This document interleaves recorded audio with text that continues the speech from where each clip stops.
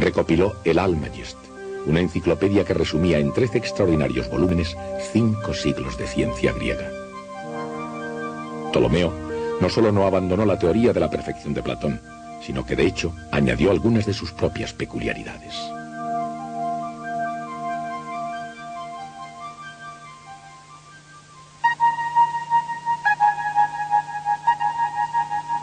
Por ejemplo, los deferentes de los planetas superiores, Marte, Júpiter y Saturno, no giraban con ritmos uniformes alrededor de sus centros, y adoptó una órbita oval para Mercurio.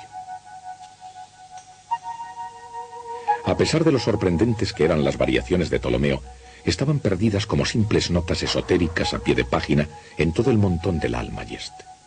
Y por supuesto, estaban también influidas por ese decisivo principio de los astrónomos griegos, un sistema basado totalmente en el movimiento circular uniforme. Las variaciones introducidas por Ptolomeo en la teoría de la perfección de Platón eran relativamente sutiles, pero tuvieron un efecto profundo en Nicolás Copérnico. Queriendo reorganizar el Almagest, Copérnico situó al Sol en el centro del sistema solar. Utilizando epiciclos con liberalidad, se las arregló para salvar las apariencias.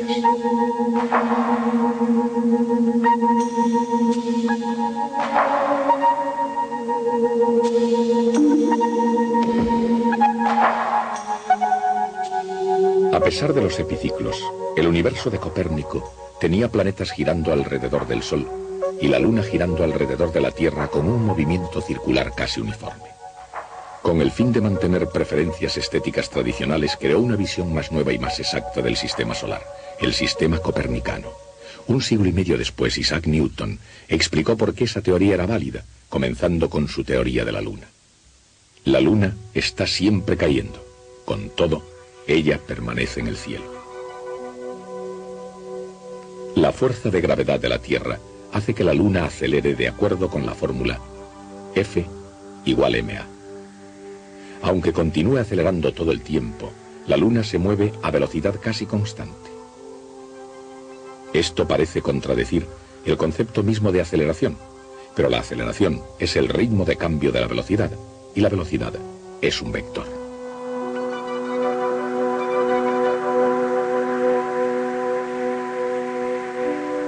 La rapidez es solo su módulo. Un cuerpo puede llevar aceleración incluso cuando el módulo de su velocidad sea constante, siempre y cuando su dirección cambie. Este punto se puede aclarar introduciendo otro concepto, la derivada de un vector.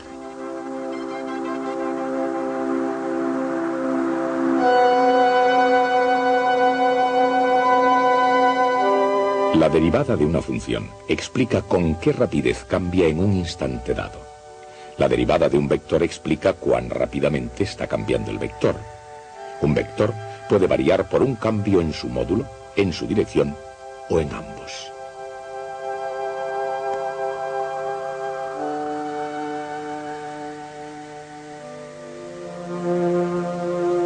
El cambio en un vector es él mismo otro vector, el vector v. Aunque es siempre perpendicular a r, efectúa un movimiento circular uniforme.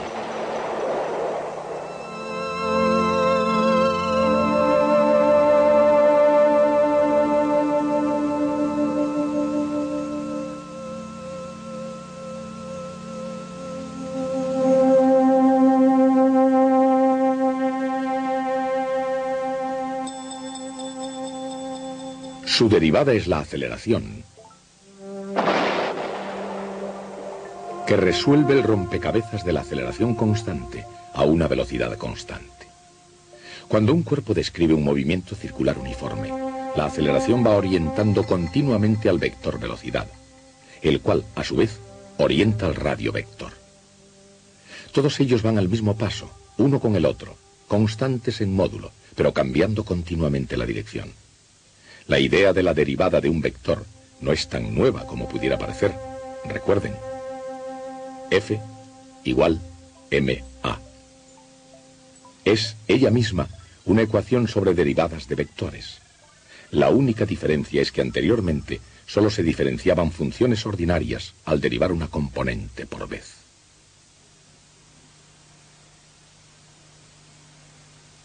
En el movimiento circular uniforme, la velocidad es perpendicular al radio vector y la aceleración es perpendicular al vector velocidad. Así pues, la aceleración tiene la dirección del radio vector, pero sentido opuesto.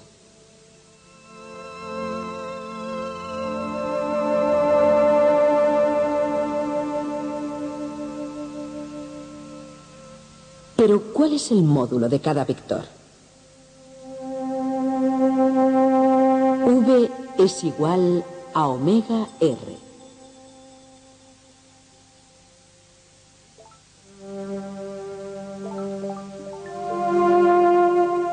Y A es igual a omega V.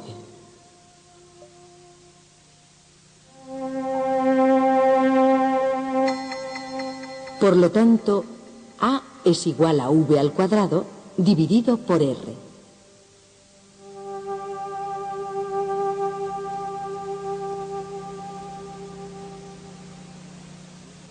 Estas son las relaciones entre radio, velocidad y aceleración, encadenadas en el eterno baile del movimiento circular uniforme. Isaac Newton entendió que cualquier cuerpo que se mueve con movimiento circular uniforme está siendo acelerado permanentemente. Llamó aceleración centrípeta a esta aceleración. De acuerdo con la segunda ley de Newton, se requiere una fuerza para producir esa aceleración continua. En el caso de un cuerpo en órbita, dicha fuerza es la gravedad. El módulo del radio vector determina la fuerza gravitacional y esta fuerza entonces determina la aceleración. Pero el movimiento circular requiere esta relación entre radio, módulo de la velocidad, y aceleración centrípeta. Entonces, si un cuerpo comienza a moverse con la velocidad apropiada, el módulo de su velocidad permanece constante y el resultado es un movimiento circular uniforme.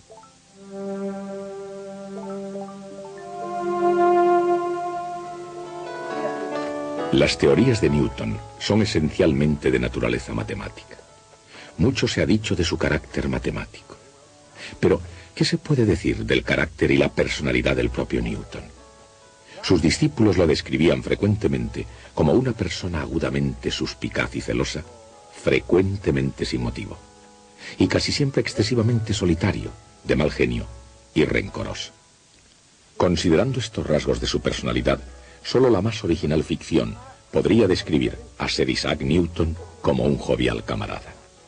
Su temperamento veleidoso difícilmente le hubiera permitido salir vencedor en un concurso de personalidad. No tenía igual entre sus contemporáneos.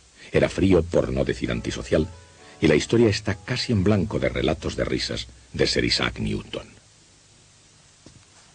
¿Qué hay para desayunar? ¿Desea su bata, señor? Sí, gracias.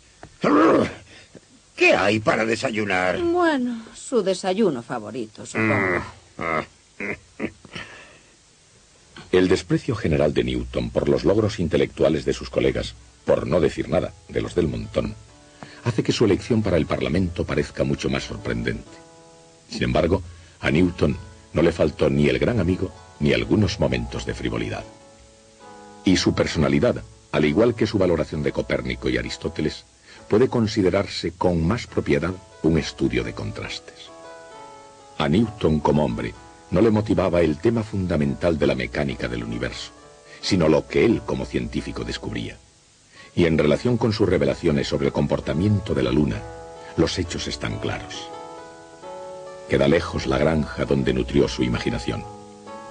Más lejos aún queda el misticismo que llevó a los primitivos a preguntarse sobre el cielo. Un largo caminar por la trayectoria circular, desde el pasado hasta el presente y hacia el futuro.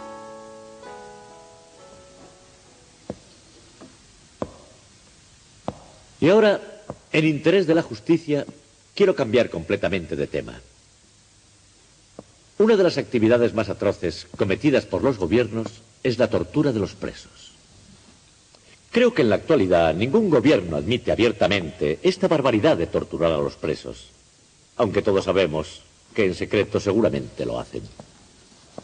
Sin embargo, en tiempos pasados, en la época medieval hasta el Renacimiento, practicar la tortura era totalmente legal, lo cual significa que torniquetes, Estacas, potros, instrumentos que estiraban el cuerpo en distintas direcciones, eran artilugios con los que se instrumentaba la política. Claro que el hecho de que fuera una institución legal tenía compensaciones, incluso para las víctimas. Significaba, por una parte, que los ejecutores eran grandes profesionales.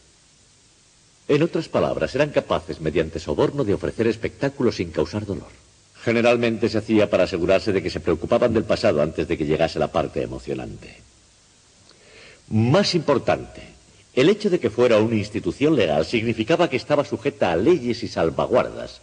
No cogían y se llevaban al preso a un cuarto trasero y comenzaban a golpearle como harían hoy. Por el contrario, antes de iniciar la tortura física, para saber el grado que debían aplicar, los físicos deliberaban sobre el caso y decidían hasta dónde podían llegar. Debía pasarse por 2 etapas previas antes de la tortura propiamente dicha.